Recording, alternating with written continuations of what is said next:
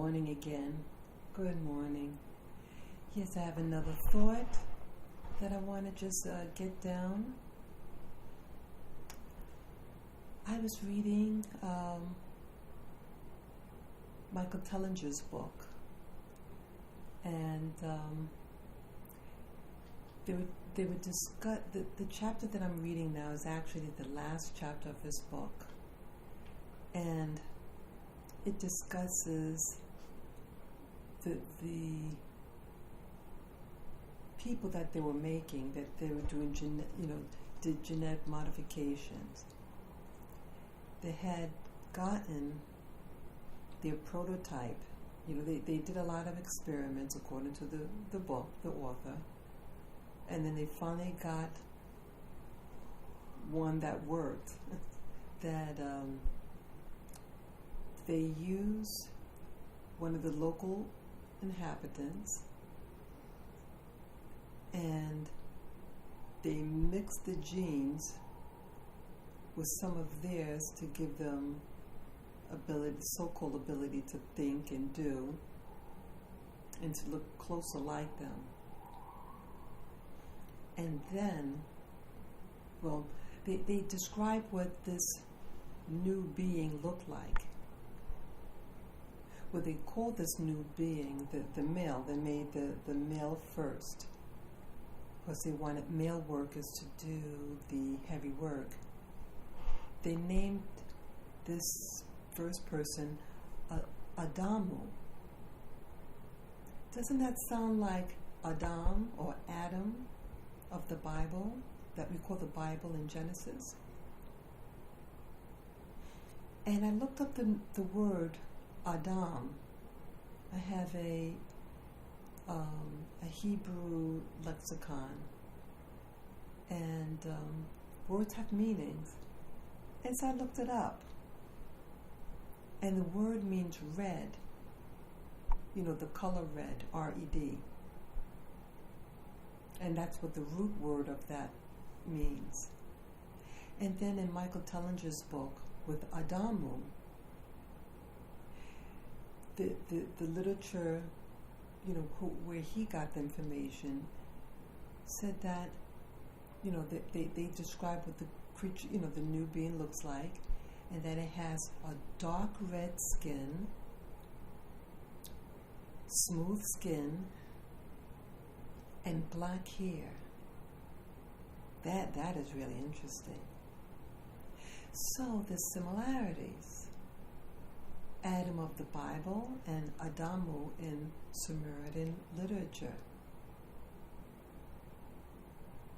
And they're both red. And I thought that was very compelling. So then I started thinking just a moment ago. Remember in the story of, also in the Old Testament, with Jacob and Esau? These were twins. The twins of Isaac and Rebekah. And these twins were wrestling in their mother's womb, and then they were born, and they go to such an extent to describe what the children look like. Well, the firstborn, the one that got his hand out first, he was breached, but he got his little hand out first. They said it was red and hairy. And then the other one had a smooth skin. And that it was prophesied that the smooth skin one will be the dominant one and not the hairy one. So this is what I'm thinking now. That just dawned on me, learning about this story, through Michael Tellinger's book. Now, if the Anunnaki are also a smooth-skinned people, and that they want to promote their own. And again, these are the Hebrews, the seed of Abraham. And I'm just speculating that Abraham might have been of Anunnaki extraction, a mixed race. And that they want to keep their bloodline. Even modern day Jews, especially those of the ultra Orthodox or even Orthodox, that many of them go to extreme not to marry outside, and that if you marry outside of your group, especially the men, if the men marry outside of the group, that their community will pronounce him dead, that he's dead in their eyes. So that's extreme, I think. But getting back to Isaac and Esau. Now, I'm and the hairy one was named Esau, and he was very carnal man. He was a man of impulse, whatever he felt like doing, he just did, But the other one was clever or sneaky, and I'm speculating that Isaac looked more like an Anunnaki, and that's why, because like when the lady was pregnant, the mom was pregnant, their God telepathically spoke to her, and I'm using that word telepathic, but she said that she was communicated to, and that the younger child will rule the older.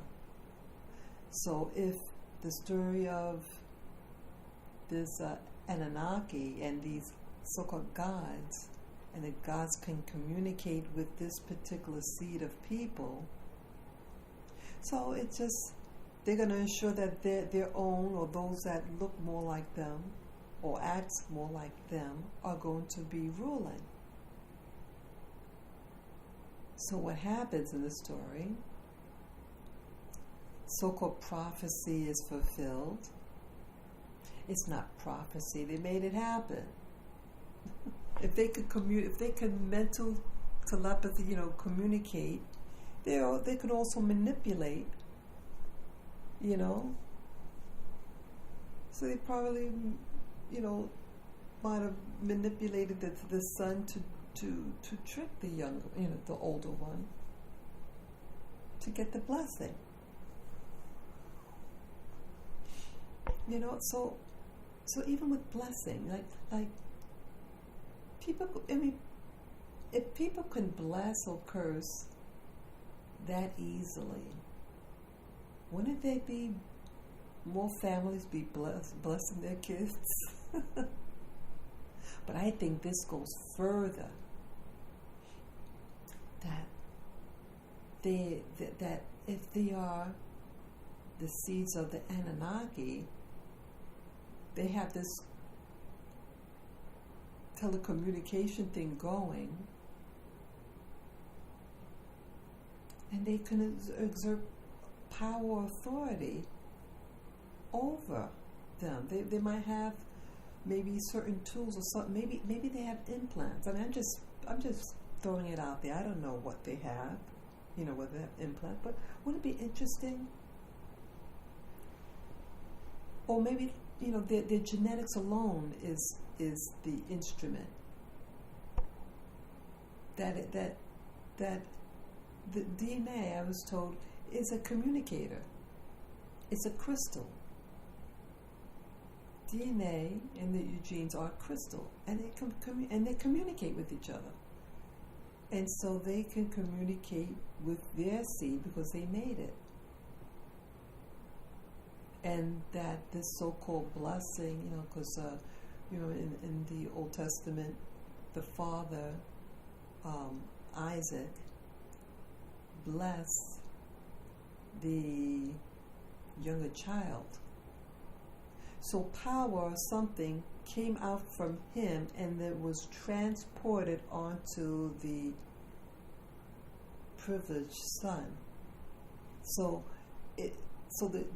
actually the older son, Esau, could have had that same power. He might have looked what he looked like, but if he was blessed by his father or imparted this power or so-called favor, he would have been the top dog also. But it was interesting that they ensured that someone that looked more like, I'm speculating that the others were smooth-skinned people too. So this is really, wow. This story in the Bible that I've read many times is more and more seem to be suggesting that this